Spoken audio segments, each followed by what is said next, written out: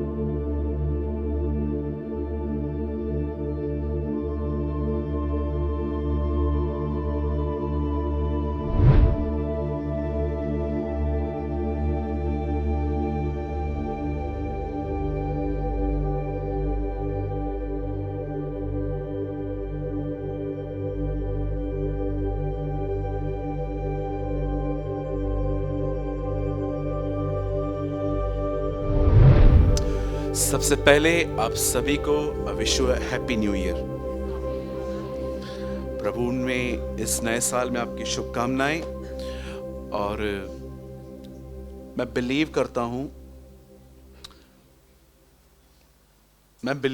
हूं कि 2021 से भी बुरा है, क्योंकि ये वचन में लिखा है। मैं कोई झूठी तसल्ली नहीं देना चाहता आपको, बहुत कुछ ठीक जी नहीं।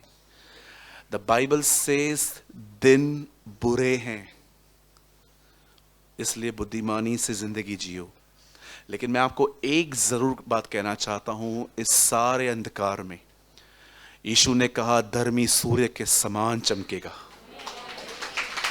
यस,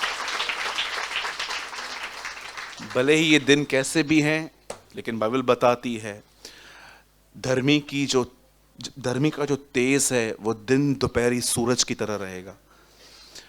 सूरज को हर बार देखना आसान नहीं होता। आप उसे मॉर्निंग में देख सकते हो और लास्ट में देख सकते हो, लेकिन आप उसे दोपहर में नहीं देख सकते। तो बाइबल बताती है धर्मी का तेज दिन दोपहर की सूरज की तरह है, नीति वचन में लिखा है। आप देख रहे हैं कि क्या क्या हो रहा है। अभी एक नया वायरस बोल रहे हैं आ रहा है, ओमिक्रॉन, ऐसा ही कुछ नाम है, right? Maybe I am wrong. ये चलता रहेगा, अभी ये चलता रहेगा। आप बिलीव करें, बाइबल बताती है उसके आने से पहले पृथ्वी बेटर नहीं वर्स्ट होती जाएगी। आज आप देखिए क्या क्या हो रहा है। तो मैं आप में से हर एक को कहना चाहता हूं, लिसन, अब सिन और बढ़ेगा, अब पाप और बढ़ेगा, अब गुनाह और ज्यादा होगा, अब बहुत ठंडापन भी आएगा। आप जानते हो चाइना में क्रिश्चियनिटी इतनी स्ट्रांग क्यों है? चाइना के अंदर प्रभु के लोग इतने मजबूत क्यों हैं? क्योंकि उन्हें डे 1 से सिखाया जाता है प्रभु पर विश्वास करने से सताव आएगा। इसीलिए जब उनके साथ कुछ होता है ना, तो उनके लिए नया नहीं होता, उनको पता है कि ये होगा। लेकिन जिन्हें जानकारी नहीं होती, उनके साथ हो जाए तो वो फिर घबरा जाते हैं कि यार ये क्या है। हमें तो पता चला था कि जीसस एसी देता है, कार देता है, वीजा निकाल के देता है। ये क्या है कि जब से यीशु में आए हैं तो लोग तंग कर रहे हैं, ये हो गया, वो हो गया, धर्म परिवर्तन कर दिया आपने, आपको पैसे मिले हैं, ये मिला है, वो मिला है। अब ये क्या है? ये नई बातें कहां से सुन रहे हैं हम? तो मैं आप में से हर एक को बताना चाहता हूं, मैं कोई भी प्रोफेसी नहीं करने वाला हूं आज के 2022 ये है, वो है, वो है। मैं आपको आज एक बाइबल का प्रिंसिपल बताने वाला हूं इन द लाइफ ऑफ यहोशापात।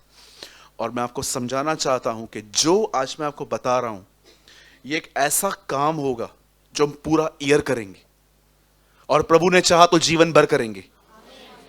आमीन। लेकिन उससे पहले मैं कुछ और बताना चाहता हूं। मैं चाहता हूं आप सब ध्यान दें। आप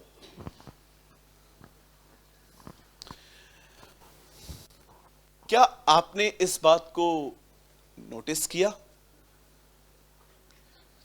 कि जब पतरस मछली पकड़ने के लिए अपनी झील पे गया तो उसे कुछ नहीं मिला? आप जानते हो उसने क्या कहा? मैंने रात भर मेहनत की है। मुझे बताइए समुद्र में किस तरह की मेहनत होती है? मैं कल रात को इस वर्ड को मेडिटेट कर रहा था जो उसने कहा कि प्रभु मैंने रात भर परिश्रम किया पर मैंने कुछ भी नहीं पाया। मैं सोच रहा था किस तरह का परिश्रम किया होगा उसने। आप जानते हो जब मछुआरा देखता है कि जाल डालने पर कुछ नहीं मिला तो वो वहां से जाल निकालता है और वो किसी और जगह पे डाल देता है। मैं सोच रहा था कि पतरस ने कितनी बार जाल निकाल के वापस डाला होगा। जब उसने एक जगह पे जाल डाला होगा, मछलियां नहीं आई, और फिर दूसरी जगह डाला होगा। बहुत मेहनत होती है इसमें। और मुझे समझ में नहीं आ रहा था मछलियां उस रात गई कहां थी। घूमने गई थी, पिज्जा खाने गई थी, आई डोंट नो। हर दिन उसे मिलती थी लेकिन उसी दिन उसे नहीं मिली।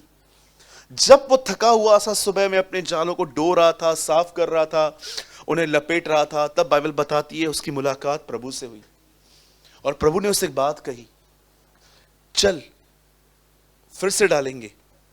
और पतरस ने कहा, प्रभु हमने सारी रात मेहनत की है, हम बड़े थके हुए हैं, लेकिन फिर भी हम तेरे कहने से ये करेंगे।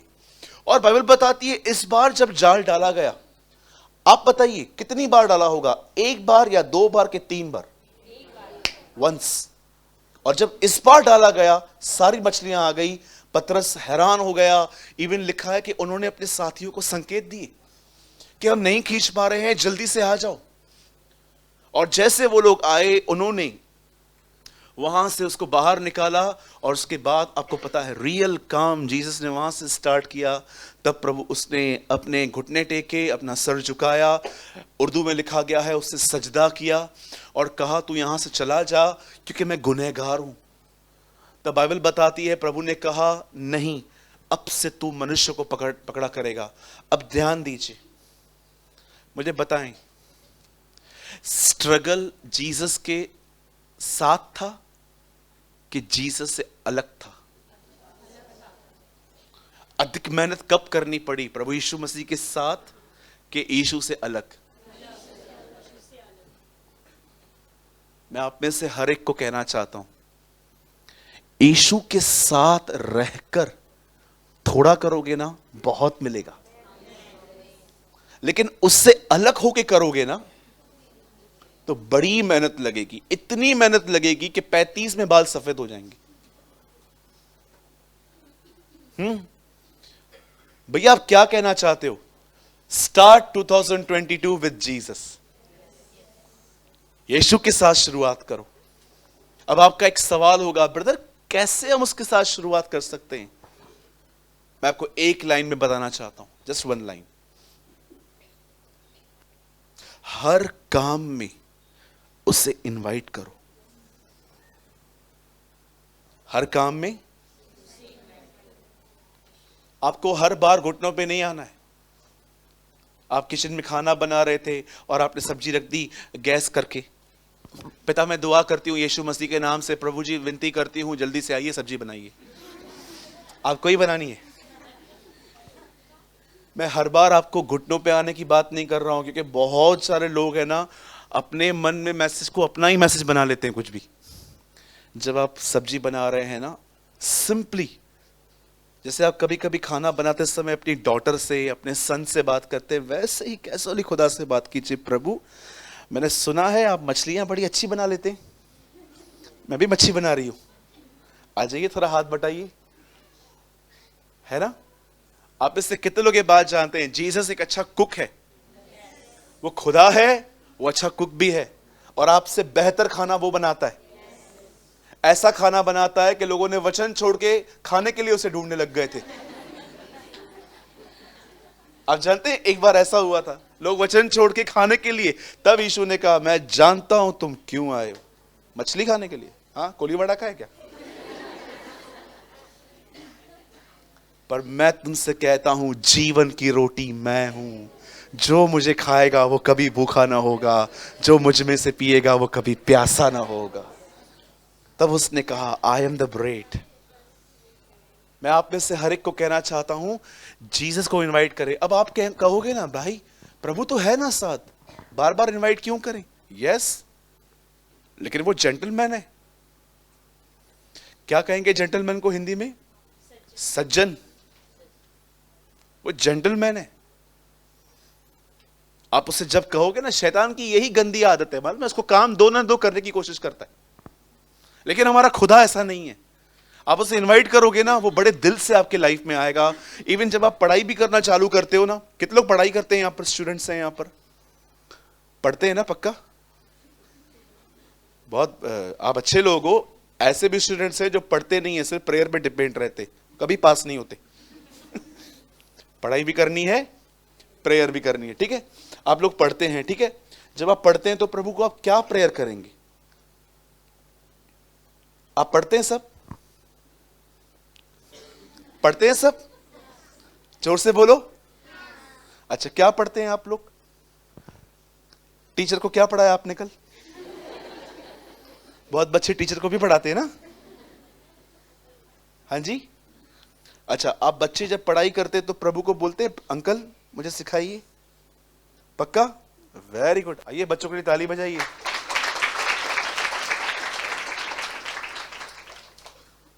परमेश्वर का राज्य,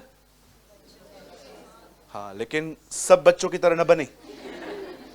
कुछ बच्चों को देखकर मुझे शक होता है, प्रभु इसकी तरह बनूं?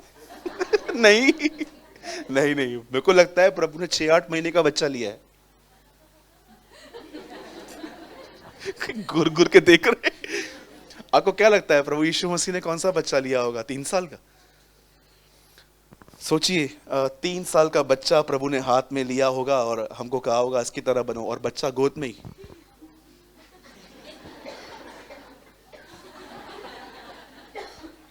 ऐसे बच्चे की तरह नहीं बनने के लिए कहा है, वो बहुत छोटा था। ओके, खुदा को इनवाइट करना सीखें, उससे थोड़ी थोड़ी बात करना सीखें। हर चीज घुटनों पर नहीं होती। बहुत अच्छी बात है अगर आप घुटनों पर हो तो, लेकिन एक टाइम ऐसा रखो कि ये जो फॉर्मेलिटी वाला संबंध है ना, इससे बाहर आओ। अब परमेश्वर के साथ रियलिटी में जब भी आप चलते हो, आप बिलीव करेंगे, मेरा गाड़ी उस दिन स्टार्ट नहीं हो रहा था। आप बिलीव कीजिए, मेरी गाड़ी में कुछ इंजन में कुछ प्रॉब्लम था, किक में कुछ प्रॉब्लम थी। मैं किक मार मार के थक गया, इतना किक मारा, इतना किक मारा। लास्ट में मेरी टांग ऐसे लग रही थी मेरी टांग ही नहीं है, इतनी मैंने किक्स मारी। लास्ट में मैंने ऐसे किया, टांग है कि नहीं है यार। मैं नीचे था, फिर मैंने किक को ऐसा बोला, यीशु मसीह नासरी की जय। चालू हो गई गाड़ी।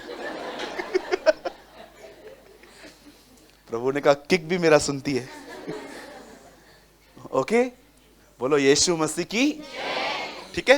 प्रभु से अलग होके मेहनत न करें, प्रभु को इनवाइट करके मेहनत करें, आप 100 गुना अधिक फल पाएंगे। आमीन। थोड़े थोड़े कामों में उसको इनवाइट करना सीखें। यू नो, देखिए मैं यहां पर हूं, मैं बात नहीं कर रहा हूं, लेकिन मैं इनसाइड प्रभु को इनवाइट करता हूं। सोचो आपको बॉस गाली देने वाला है, चिल्लाने वाला है, और आपको पता है कंफर्म है चिल्लाएगा आज, और आप अंदर से बोल रहे हो प्रभु सहने की ताकत दे देना। आप देखिए वो सुना के जाएगा, और लास्ट में आप है ना, आपको जब वो कहेगा ना समझ में नहीं आता, आप हंसोगे। यू नो, खुदा एटीट्यूड को बदल देता है। आइए अपना हाथ उठाएं और मेरे पीछे कहें, प्रभु मैं एक बार फिर से अपने जीवन में आपका स्वागत करता हूं। हर वो क्षेत्र जिसमें मैंने आपको नहीं बुलाया था, मैं उसमें आज आपको बुलाता हूं। आइए, मेरी भी नैया में सवार हो जाइए, ताकि मैं 100 गुना फल पाऊं। क्योंकि सब कुछ आपके द्वारा और आपके लिए है। यीशु मसीह के नाम में आमेन, आमेन। मेरी बड़ी इच्छा थी कि मैं इस तरह से आज की चर्च को स्टार्ट करूं। हम सबसे पहले 2021 का वेलकम न करें, हम 22 का वेलकम न करें, हम सबसे पहले अपने खुदा का वेलकम करें। राइट? वो सालों, दिनों, ऋतुओं से बड़ा है। ठीक है, अब आइए मेरे साथ वचन खोलें। दूसरा इतिहास। बाबू शांत हो जा बेटा।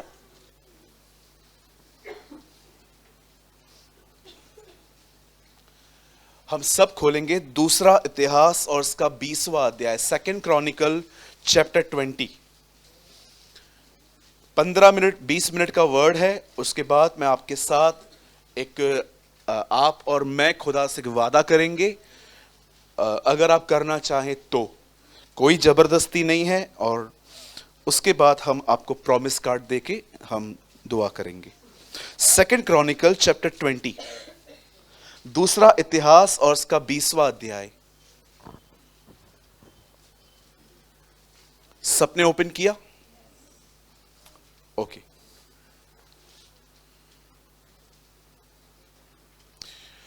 और प्लीज भाई आप लगाइए 20 का 3रा वचन। जिनको बाइबल नहीं है आप यहां पढ़ सकते हो प्रोजेक्टर पे, लेकिन अगर आपके पास बाइबल है तो अपनी बाइबल खोलें। ओके, एक वर्ड। तब यहोशापात डर गया और यहोवा की खोज में लग गया और पूरे यहूदा में उपवास का प्रचार करवाया। उन दिनों में व्हाट्सएप नहीं था, उन दिनों में यहोशापात की फेसबुक आईडी नहीं थी। वो जानता था बहुतों को नहीं पता चलेगा कि हम उपवास करने जा रहे हैं, इसीलिए उसने कुछ लोगों को चूज किया जो पूरे नगर नगर में घूम रहे थे कि इस समय से उपवास शुरू हो रहा है।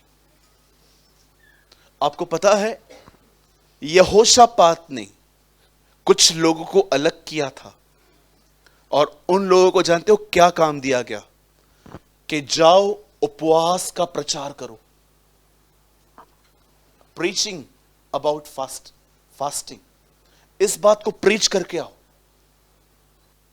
मैं हैरान था जब मैंने ये वचन पढ़ा कि वो सबको, कुछ लोगों को अलग करके वो कहता है तुम जाओ और नगर नगर गली गली में जाओ और उन्हें बताओ फास्टिंग स्टार्ट हो रही है, उपवास शुरू हो रहा है। अब मैं एक बात यहां पर सोच रहा था कि यहोशापात ने जब वो डर गया तब उसने पहली चीज फास्टिंग क्यों चुनी? आज मैं इसका रीजन बताना चाहता हूं। याद रखिए, इज़राइल के सदैव दुश्मन रहे हैं और बाइबल बताती है इज़राइल के सदैव दुश्मन बने रहेंगे। ये एक ऐसी जाति है जिसे बहुतों को घृणा है, बहुतों को नफरत है। उसका मुख्य कारण यह है कि इन्होंने किसी की जमीन ली थी। आप जानते होंगे कि इससे पहले कि इज़राइल के लोग कनान में एंटर हो, वहां पर ऑलरेडी कोई लोग रहते थे और इन्होंने उनको बाहर निकाला था और इन्होंने अपने घर बसाए थे। इस बात के कारण इनका हमेशा विवाद चलता है।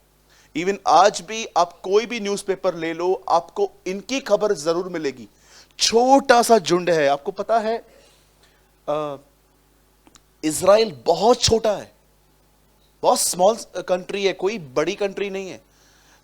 इवन आज जो लोग वहां रह रहे हैं उन्हें फिग ट्री जनरेशन कहा जाता है।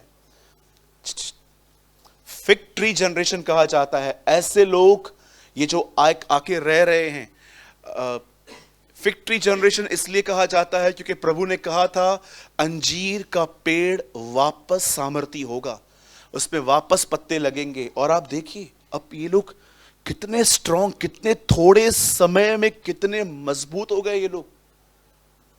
और मैं आपको बताऊं, ये ऐसा देश है जिसको बहुत सारे लोग सपोर्ट नहीं करते हैं, लेकिन ये हर एक को सपोर्ट करता है।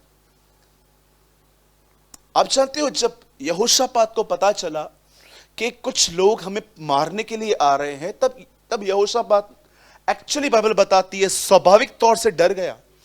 याद रखिए, ये डर डीमन का डर नहीं है। एक होता है डिमोनिक डर, ये बड़ा खतरनाक है, ये आपको ड्रीम्स में तंग कर सकता है। एक ऐसा डर होता है कि आप बिना वजह घबराहट, चिंताएं, एंजाइटी, फ्यूचर का डर, ये वो डर नहीं है, ये स्वाभाविक डर है। यहां पर शेर आएगा आपको डर न लगे, ऐसा नहीं हो सकता। प्रभु ने नहीं कहा डर आना नहीं चाहिए, प्रभु ने कहा डरो मत। इट मींस अगर वो लगता है तो उसमें कंटिन्यू मत चलो। डर एक आत्मा भी है, डर एक स्वाभाविक भी है। अगर आप लाइट के बोर्ड को गीले हाथों से टच करोगे तो आपको डर तो लगेगा ना। इसमें क्या डीमन नहीं है? हर चीज को आप शैतानी नहीं कह सकते, कुछ चीजें स्वाभाविक हैं।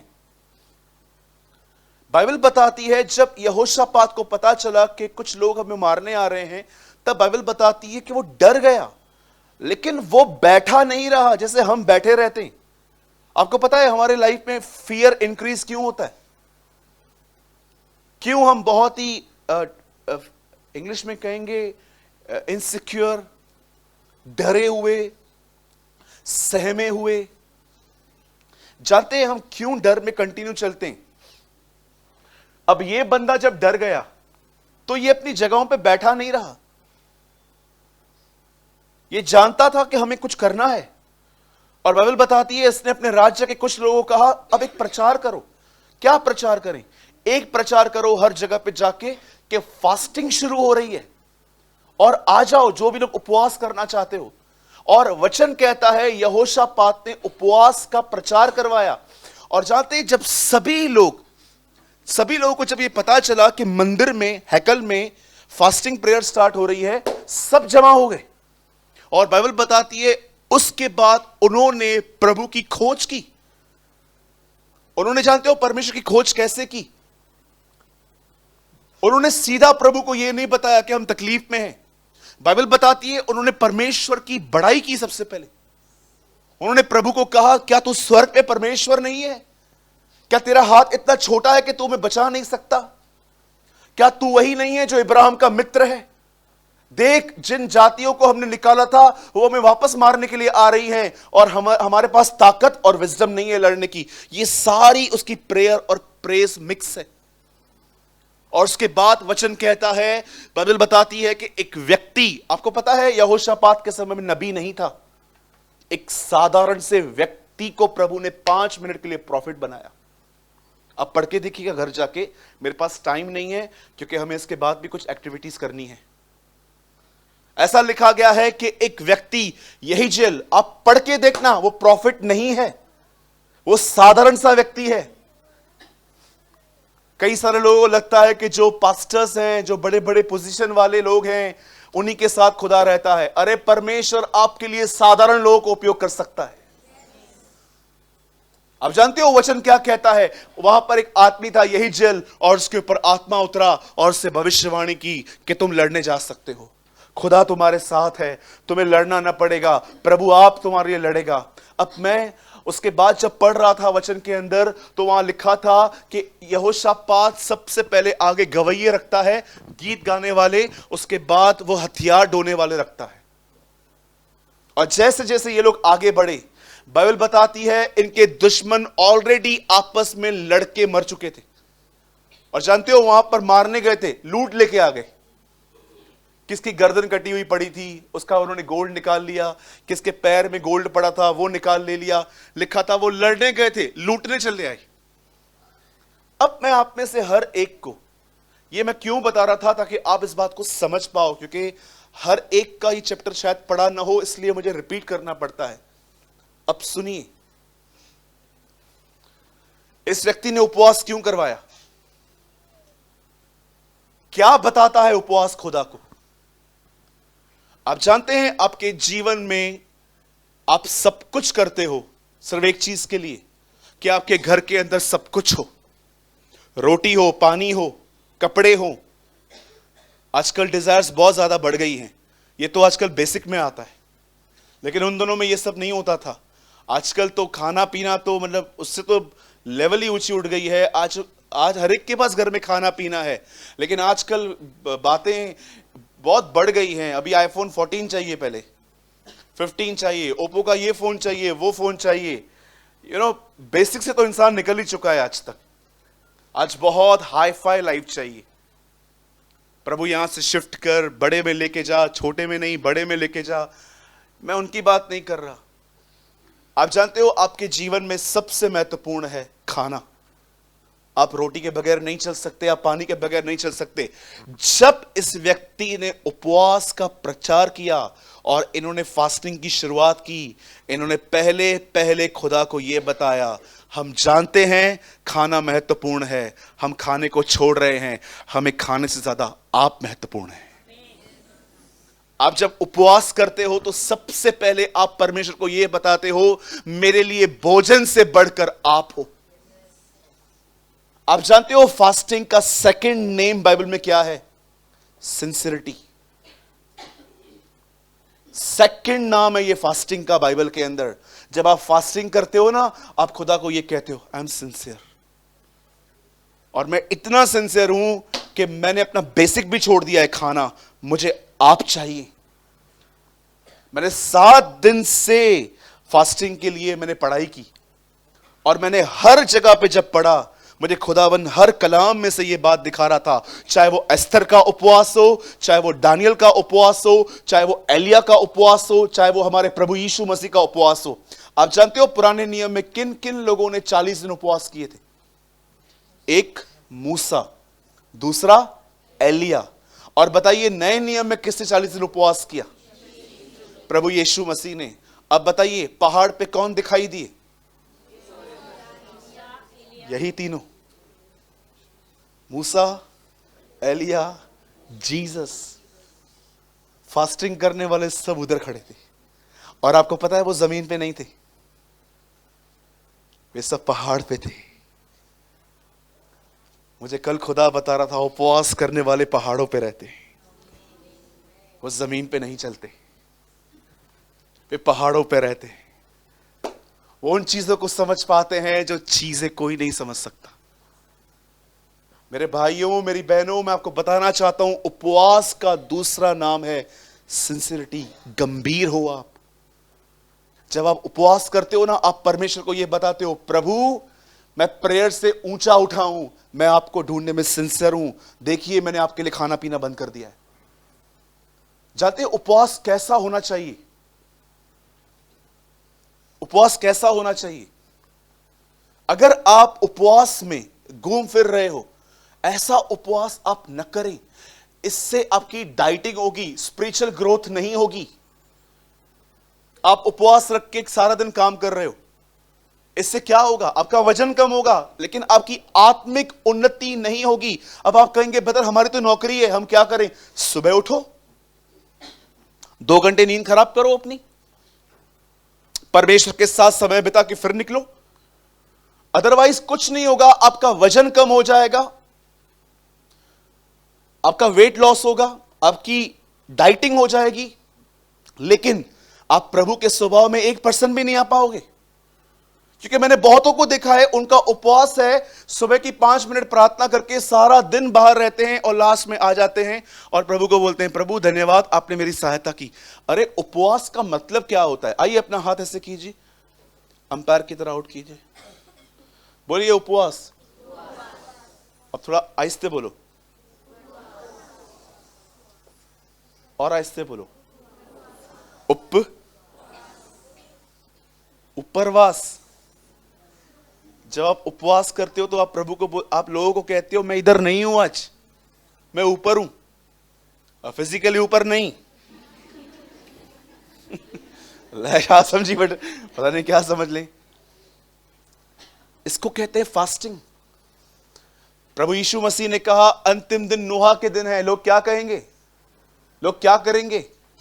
खाएंगे पिएंगे, पिज्जा हट, बर्गर किंग, डोमिनोस, याद क्यों पढ़ना ही, लिसन, ये सारी बातें, आजकल देखा है आपने खाने का क्रेज, कितने लोगों ने इन दिनों में खाने का क्रेज देखा है। 20-20 किलोमीटर दूर जाते हैं लोग खाने के लिए, 2-2 घंटे ट्रेवल करते हैं, सुठो खाना। हां, प्रभु यीशु मसीह ने कहा अंतिम दिन खाने पीने के दिन है, लोग खाएंगे पिएंगे।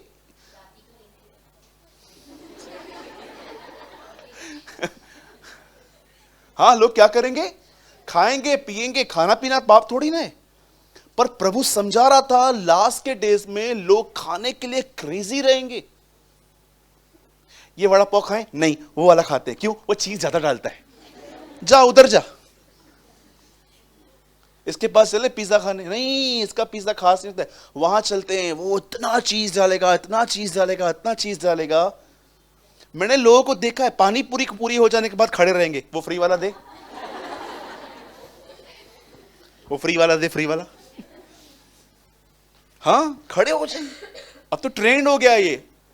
वो चले जाते उसको, अरे ले रुक जा, तेरा फ्री वाला रहेगा, ये ले। हाँ भाई, खाना पीना गुनाह नहीं है, प्रभु यीशु मसीह ने भी खाना खाया, क्रेज क्यों है इतना। बाइबल बताती है अंत के दिनों में उनका पेट ही उनका ईश्वर कहलाएगा। वे सिर्फ और सिर्फ अपने आप को फीड करते रहेंगे।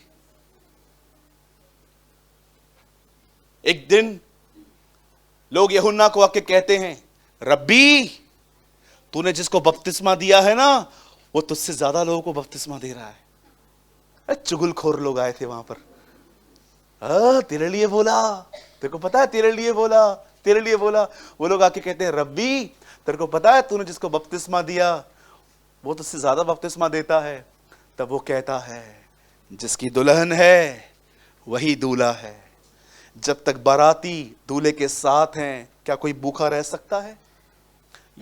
उसने यीशु मसीह को दूल्हा कहा और अपने आप को बाराती कहा, और कहा यार दूल्हा है वो, अभी साथ में ही है, लेकिन एक दिन वो अलग होगा, तब हम उपवास करेंगे।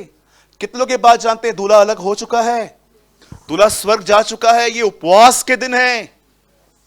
याद रखिए, यीशु ने कहा अंतिम दिन खाने पीने के दिन है। किसके लिए? दुनिया के लिए, पर कलीसिया के लिए ये उपवास के दिन है, ये फास्टिंग के डेज हैं। और जानते हो फास्टिंग किस वजह से करने के लिए कही गई है? जब वो अलग होगा तब वे उपवास करेंगे। इट मीन्स वो उसको याद करेंगे और इसलिए उपवास में जाएंगे। वो कहेंगे तू चला गया है, जल्द आ वापस। कितने लोग हैं यहां पर जो इस लेवल पे पहुंचे हैं कि आपकी फास्टिंग इसीलिए है, कम सून, जल्द आ। वाह, हम लोग फास्टिंग करते हैं ताकि हमारा प्रार्थना स्टार्ट हो। सोचो हमारी लेवल क्या हो गई है। जबकि यीशु ने कहा जब दूल्हा अलग होगा तब उपवास किया जाएगा। इट मीन्स वो तू ऊपर गया है। आज हम उपवास में हैं, हम तैयार हो चुके हैं, जल्दी आ। कितने लोगों ने अपने जीवन में इस तरह की उपवास किया है कि आप इतने तैयार हो चुके हो कि अब आप उपवास में इसलिए जाते हो और आप उसे कहते हो मैं आज भूख और प्यास में हूं, I am in a fasting, मैं तैयार हूं आपके लिए, कम सून, जल्दी आ। मुझे बताइए कितने लोगों ने इस तरह उपवास किया अपने जीवन में कि आप इतने तैयार हो चुके हैं उसके आने के लिए कि अब आपके उपवास का रखने का विषय ही एक है कि प्रभु जल्द आए और दूल्हा अलग होगा और वे उपवास करेंगे। यहां पर उपवास जानते क्यों करते हैं हम? चमत्कारों के लिए। प्रार्थना बंद हो गई है, वचन नहीं पढ़ा जाता, ये नहीं होता। सोचो कितने लो लेवल की फास्टिंग से हमारी, जबकि बाइबल बताती है एक दिन दूल्हा अलग होगा तब उपवास किया जाएगा। मेरे भाइयों मेरी बहनों, उपवास का दूसरा नाम है गंभीरता। आप सिंसियर हो। इस व्यक्ति ने खुदा को अपनी सिंसियरिटी दिखाई। देख प्रभु, हम लोग कहां नहीं जा रहे हैं, हम भूख और प्यास में तेरे पास आए हैं। फिर से कहना चाहता हूं, अगर आप एक बाइबल के अच्छे विद्यार्थी हो तो आज आप इस बात को जान लो, उपवास का दूसरा नाम है कि आप सिंसियर हो। आप उसे पाने में सिंसियर हो, आप गंभीर हो, आप सच्चे हो, आप प्रभु को कहते हो तू मुझे खाना देता है, मेरे लिए भोजन से बढ़कर तू है, इसलिए मैं भोजन त्याग रहा हूं। आज मैं घोषणा कर रहा हूं, मैं ये काम आज से स्टार्ट कर रहा हूं। आप में से जो भी मेरे साथ सहभागी होना चाहते हैं हो सकते हैं, पर सुनिए, मैं आप में से किसी पे भी थोप नहीं रहा हूं कि आपको ये करना ही है, क्योंकि हर एक की अपनी सेहत है। पर आज के बाद जीसस इज लाइफ चर्च में हर थर्सडे को फास्टिंग प्रेयर होगी। यहां पर प्रभु बोझ के साथ हम अपनी फास्टिंग तोड़ेंगे एवरी सिंगल थर्सडे। ये फाइनल अनाउंसमेंट है, इसके बाद हम अनाउंसमेंट भी नहीं करेंगे। आप में से जो कोई थर्सडे को उपवास करना चाहता है वो कर सकता है, और अगर आप चाहें, हम एवरी थर्सडे यहां पर जो प्रभु बोझ लेते हैं, मैं चाहता हूं आपका फास्टिंग प्रभु बोझ के साथ पूरा हो। उसके बाद आप अपने घरों में जाएं और अपना अपना भोजन आप कर सकते हैं। लेकिन मेरी विनती है, अगर आप हेल्दी हो, अगर आपकी सेहत ठीक है, तो कोशिश कीजिए थर्सडे को फास्टिंग। हम लास्ट ईयर में हमने ऐसा किया था, लास्ट के 3 days fasting prayer, Friday Saturday Sunday. लेकिन मैंने कैलकुलेट किया, वो फास्टिंग 2-3 दिन नहीं हो रही थी, 2 दिन हो रही थी, क्योंकि एवरी संडे यहां पर नाश्ता मिलता है। तो मॉर्निंग में लोग यहां पर आते हैं, नाश्ता खा के जाते हैं। तो फास्टिंग कैसे हुई 3 दिन? फास्टिंग 2 दिन हुई। लेकिन थर्सडे को ऐसा नहीं है, भले एक ही दिन है पर पूरा दिन होगी, मजा आएगा। और मैं आपको फिर से कहता हूं, लिसन, अगर आप कर सकते हैं तो करें। मैं शाऊल नहीं हूं कि जो कहूं जो फास्टिंग न करे वह श्रापित हो। आपको पता है ना, शाऊल ने ऐसे फास्टिंग कराई थी बाइबल में लोगों से। उसने कहा फास्टिंग करो, जो नहीं करेगा वो श्रापित है। और लोग इतने भूखे मर गए बाद में, उन लोगों ने चक्कर आते आते कुछ खा लिया। ऐसी भी फास्टिंग करवाऊं तुम लोग से भी। आप समझ रहे हैं, उपवास का दूसरा नाम है सिंसियरिटी। अगर आप जॉब वाले हैं, सुबह उठें, 8 बजे निकलना है ना, 6 बजे उठो।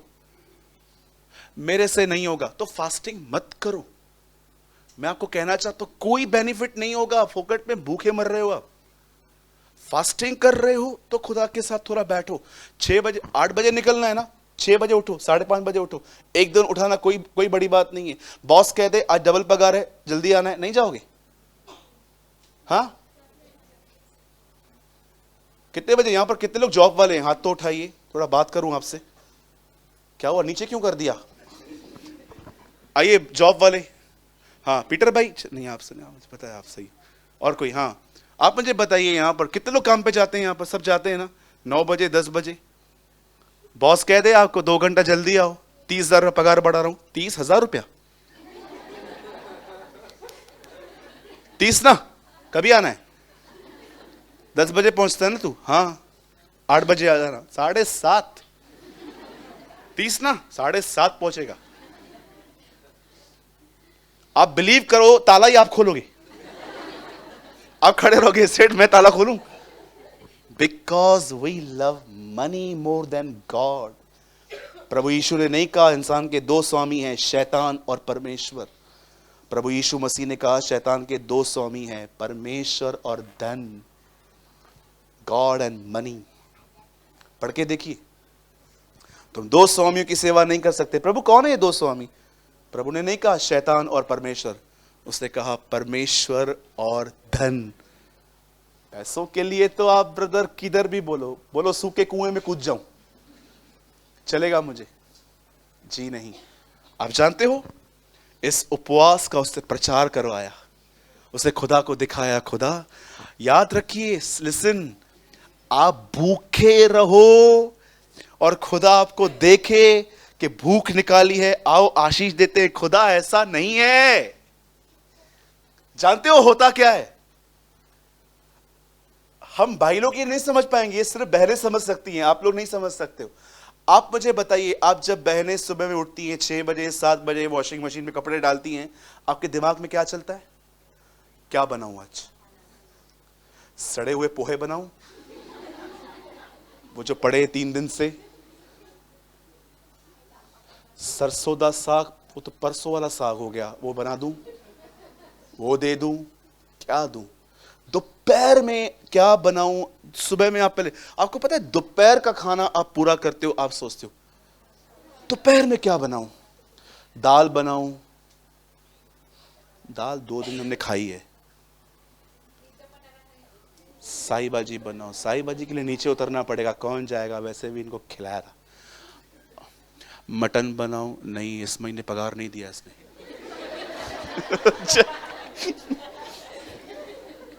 चिकन बनाऊं? नहीं, चिकन अभी बना दूंगी तो संडे को फिर खून पिएंगे, चिकन बनाओ। भिंडी बनाती हूं। जैसे आपकी भिंडी पूरी हो गई, आपको पता है हमारे घर में कुछ एक्स्ट्रा पेटू लोग रहते जो शाम को फिर से मांगते हैं, माँ शाम को भी कुछ दे, क्योंकि 3 और 9 बजे के बीच में 6 बजे है, तो फिर कभी कभी हम लोग एक्स्ट्रा भी बना लेते हैं और शाम को कभी कभी नीचे से लेके आते हैं। फिर आप शाम को होती है, रात को क्या बनाऊं? दोपहर की सब्जी पड़ी हुई है लेकिन ये खाएगा नहीं, क्या बनाऊं? आपको पता है कितना आपका समय खाने पीने के लिए नहीं, सोचने में जाता है। और अब डिसाइड करो, आज फास्टिंग, कुछ नहीं बनेगा। प्रभु, फास्टिंग में भूख नहीं चाहिए खुदा को, उसको पता है माइंड खाली हो जाएगा, जुप ऐसे पहुंच जाएंगे ये लोग। That is called fasting. उसको पता है मैंने इनका 80% किचन ले लिया, अब क्या करेंगे? अब तो कोई आपके पास है ही नहीं। दैट इज अ रीजन खुदा ने कहा था एक दिन सबत का मनाओ, कोई काम नहीं करना। उस दिन वो सिर्फ सोचते थे कि कैसे खुदा हमें मिस्र से निकाल लाया। You know? मैंने कहा ना हम लोग नहीं समझ पाएंगे, क्योंकि हम खाने वाले लोग हैं, खाली हम बनाने वाले हैं ही नहीं। धन्य है वे जो बनाता है, तू और आगे जाएगा,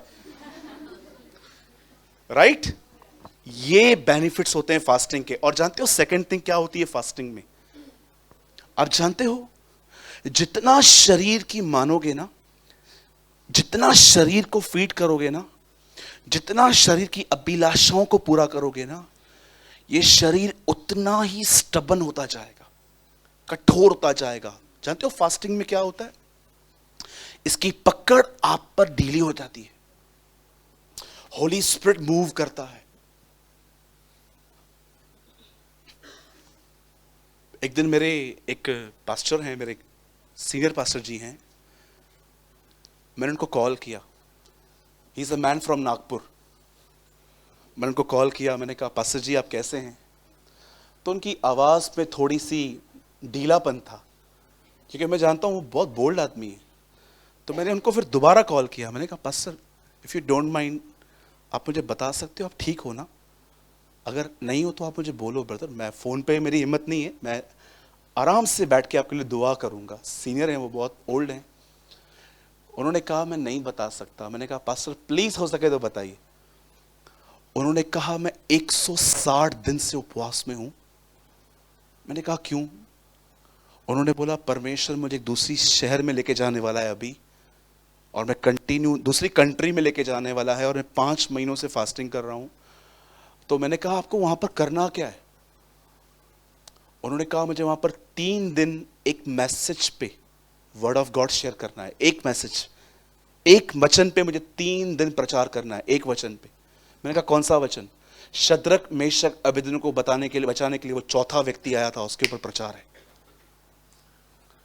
और आप बिलीव करें, मुझे पता चला कि जब वो वहां पर गए अदर कंट्री में, और उन्होंने शद्रक मेशक अबेदनगो को बचाने वाला जो वो चौथा व्यक्ति था, जब उसके ऊपर उन्होंने प्रचार किया, मुझे पता चला कि उस पूरे शहर में रिवाइवल आया है। जानते हो, आप साउंड माइंड हो जाते हो, आपके अंदर है ना। कुछ लोग कहते हैं मैं फास्टिंग नहीं कर सकता, मैं बीमार पड़ जाऊंगा। आप इस बार करके देखो, यू विल फील हेल्दी, आप अच्छा फील करोगे। उल्टा कई बार हमें लगता है कि खाना ही हमें सेहत देता है। जी नहीं, ऐसा नहीं है। कभी कभी कम खाना भी आपको हेल्दी रख सकता है। और मैं आपको बताना चाहता हूं, अगर आप फास्टिंग कर रहे हैं, आप लिक्विड्स ले सकते हैं। आप पानी लीजिए, जूस लीजिए, कॉफी लीजिए, जूस के डब्बे मत लेके आना 3-3 कि हर 15 मिनट में जूस ही चाहिए, तो गया उपवास, काय का उपवास है ये? पेट तो भरा हुआ है पानी से भी आपका। आपको पता है मैं क्या करता हूं, जब मेरा मन भटकना चालू करता है ना भूख की वजह से, तो मैं जूस ले लेता हूं। मैं कुछ नहीं लेता, लेकिन जब मैं देखता हूं 4 साढ़े 4 हो गए, अब मेरा दिमाग चल रहा है जल्दी पूरा हो, तो मैं ये खा लूं, ये खा लूं। जब मैं देखता हूं ना अब भूख दिमाग को तंग कर रही है, फिर जानते हो क्या करता हूं, मैं चाय ले लेता हूं, फिर मेरा मन शांत हो जाता है। फिर 6 साढ़े 6 बजे देखता हूं वापस मेरा मन मुझे तंग कर रहा है, फिर मैं जूस ले लेता हूं। मैं ऐसे ही कुछ भी नहीं लेता, जब मैं देखता हूं ना अब मुझे बॉडी तंग कर रही है, तो मैं इसको थोड़ा देता हूं, वो भी खाना नहीं, लिक्विड्स। आप समझ पा रहे हैं?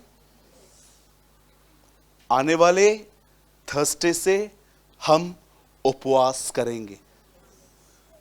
मैं पहली और आखिरी बार आपको यह कहना चाहता हूं, आप में से जो भी लोग करना चाहते हैं आप कर सकते हैं, लेकिन अगर आप करें तो प्रभु को समय दें, अदरवाइज मैं आपसे हाथ जोड़ के विनती करता हूं न करें, कोई फायदा नहीं है। और अगर आप नौकरी वाले हैं, मैंने आपको बताया सुबह थोड़ा जल्दी उठिए, ठीक है? मैं आज स्टेज पे प्रभु के साथ ये वादा करता हूं, और अगर आप भी चाहें तो आप भी कर सकते हैं। मैं चाहता हूं आप सब अपनी आंखें बंद करें, और ये टाइम है कि हम प्रभु से कहें, प्रभु जो बातें हमने सुनी हैं उन बातों को करने के लिए आप हमारी मदद करें। आइए हम अपनी आंखें बंद करेंगे। Oh thank you Jesus, thank you Lord Jesus. पिता, हम यीशु के नाम में आपके पास आते हैं। आपके वचन में लिखा है, जाओ उपवास का प्रचार करवाओ। प्रभु आज हमने भी उपवास का प्रचार किया। हमने देखा कि उपवास में क्या होता है, कैसे हमारा मन बहुत सारी बातों से हट जाता है और हमारा मन तेरी ओर लग जाता है, और हम तुझ में से पीते हैं प्रभु, तुझ में से खा लेते हैं प्रभु, क्योंकि आप ही रोटी और हमारा पानी है। आज मैं दुआ करता हूं प्रभु, जितने भी लोग प्रभु जी आज यहाँ पर आए हैं, हर एक पर आपकी दया हो, हर एक पर आपका अनुग्रह हो। और होने दे प्रभु, इस थर्सडे से प्रभु हम सभी हमेशा के लिए उपवास में जाने वाले हैं, और इन उपवासों को करने में आप हमारी मदद और सहायता करें प्रभु। होने दे प्रभु कि हम उपवास में सिर्फ और सिर्फ घूमें और फिरे नहीं खुदावन, परंतु हम अपना समय तुझे दे सकें। हमें आशीष दें प्रभु, हम आपको महिमा और आदर देते हैं प्रभु। हम इस दुआ को प्रभु यीशु मसीह के नाम में मांगते हैं, आमेन एंड आमेन।